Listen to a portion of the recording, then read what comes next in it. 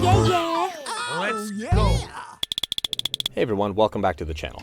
Today I thought I'd shake things up and build something a bit different. I'm a big fan of animated films, and today I thought I'd build something that will demonstrate how animation works. This device is called a Zoetrope, and was a popular toy in the mid to late 1800s. The name comes from the Greek words zoe, meaning life, and tropos, which means turn. This version will have two main sections, a large wheel and a base. To start, I'll use a dozen 4x6 plates as frames for the animation. You can use any number you like, but more frames result in a smoother animation. I chose 12 because most traditional animation is done at a rate of 24 frames per second. And while some animators use a different image for every one of those frames, also called animating on ones, for this build I'm doing a simple ball bounce. To animate this properly, there are several things that I need to keep in mind. One of those is what is called squash and stretch. What this means is that though the regular dimension of the ball is 2x2 studs, the shape will either squash when the ball hits the ground, or stretch when it's ascending or descending quickly. This technique is utilized in traditional animation to exaggerate movement, but also to compensate for the lack of motion blur.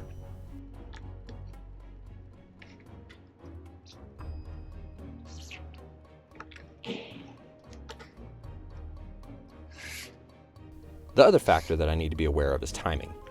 This means that the ball will hold longer on some parts of the bounce, specifically when it's at the highest point of the bounce, or when gravity has the least amount of influence over the ball.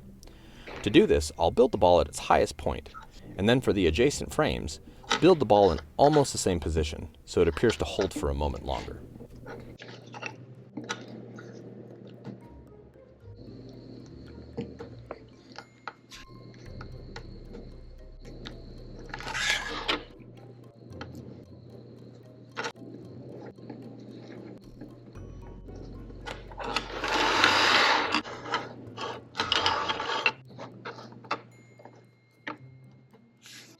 And now that all the frames are built, I'll link the frames together using a long strand of linked 1x2 to 1x2 hinge plates and 1x3 jumper plates.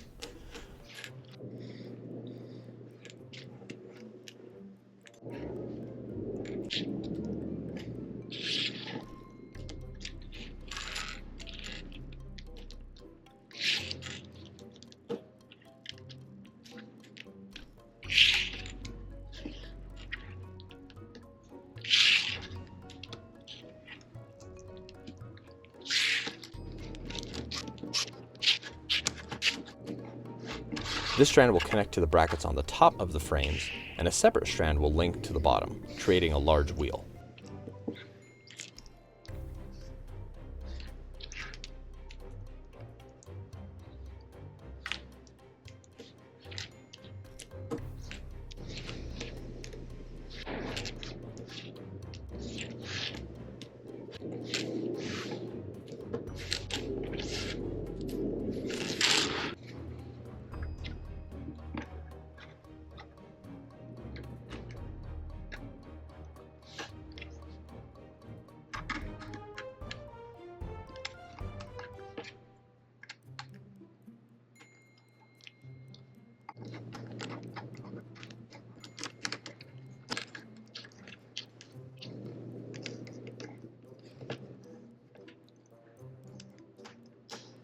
Now you might be wondering how this is going to make the ball move. Well, it's because a zoetrope uses an optical illusion called persistence of vision. By displaying a sequence of images in quick enough succession, our brain actually interprets them as a continuous moving image. So when we spin the wheel, we should see the ball bounce.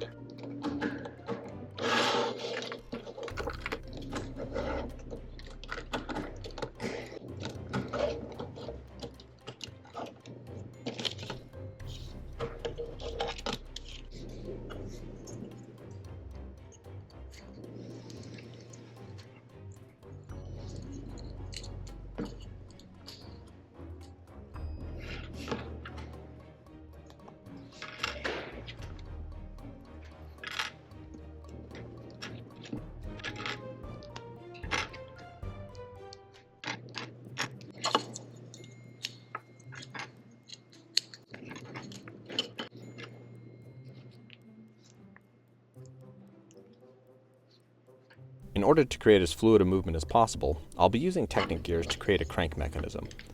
I'll place a large 40-tooth gear at the base of the wheel.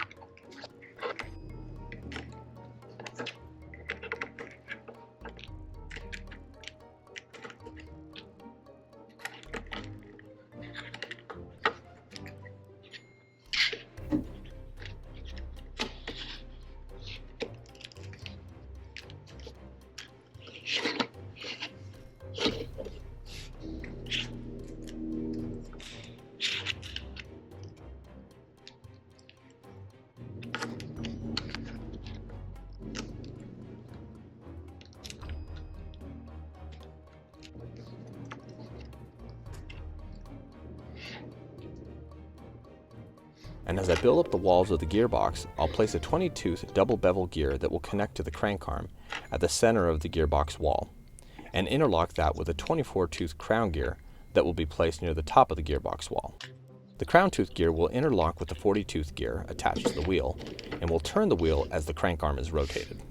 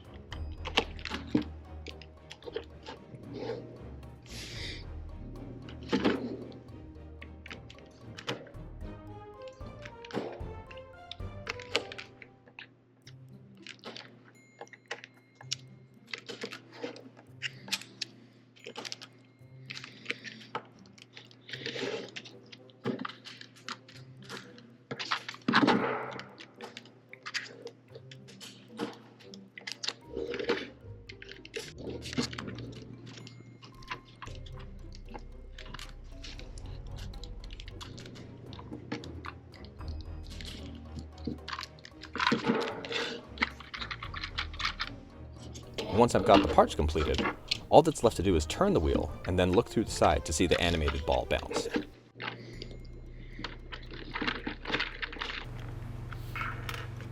And that is how you build a zoetrope.